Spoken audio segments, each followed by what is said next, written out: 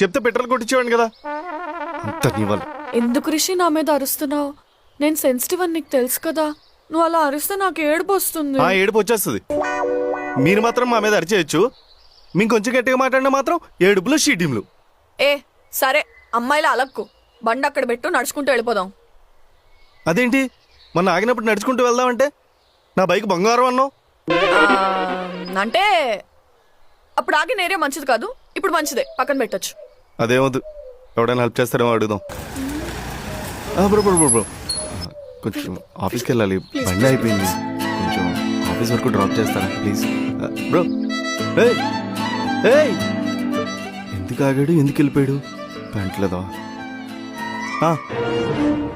మొన్న నువ్వు స్కూటీ నడిపిస్తే చాలా మంది వచ్చి పెట్రోల్ ఇచ్చారు కదా, ఒకసారి ట్రై చేయొచ్చు కదా.